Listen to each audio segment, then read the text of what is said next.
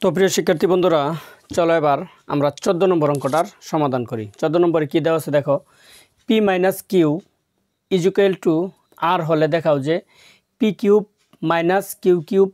- r³ সমান 3pq r। 15 নম্বরে আছে 2x - 2/x সমান 3 হলে দেখাও যে 8 × x³ - 1/x³ = 63। দেখো 14 নম্বরে দেওয়া আছে p - q সমান r। কি লিখব? দেওয়া আছে p - q সমান r। এখন বাম পক্ষ হচ্ছে p³ - q³ - r³। আমরা লিখব বাম পক্ষ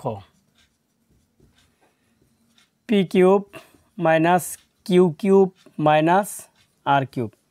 তাহলে দেখো এটা হচ্ছে a যদি ধরি আর এটাকে যদি ধরি b, তার মানে a³ - b³ এর একটা অনুসিদ্ধান্ত আছে a - b whole cube plus 3ab × a - b, যেটা আমার আগের সূত্রে ক্লাসে দেওয়া আছে, সেখান থেকে শিখে নিও।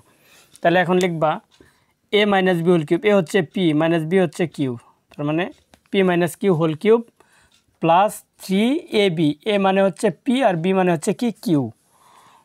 তাহলে a - b whole cube plus 3ab × p - q আর মাইনাস এই যে আমরা লিখব কি r³। যেহেতু আমরা মান নির্ণয় করতেছি তাহলে এখানে কি লিখব? অনুসিদ্ধান্তটা লিখব। আমরা অনুসিদ্ধান্ত লিখে নিলাম। এবার দেখো এই যে p - q এর একটা মান আছে r, আর এর উপরে কিউব আছে যে r³ প্লাস 3pq আর এটার মান আছে r, বসাই দিলাম r মাইনাস r³।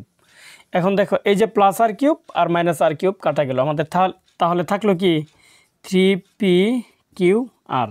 আমাদের ডান পক্ষ কি ছিল? 3pq r। সুতরাং লিখে দেব কি ডান পক্ষ লিখব। সুতরাং বাম পক্ষ সমান ডান পক্ষ কি বলছে? দেখাও যে, তাহলে লিখে দেব দেখানো হলো।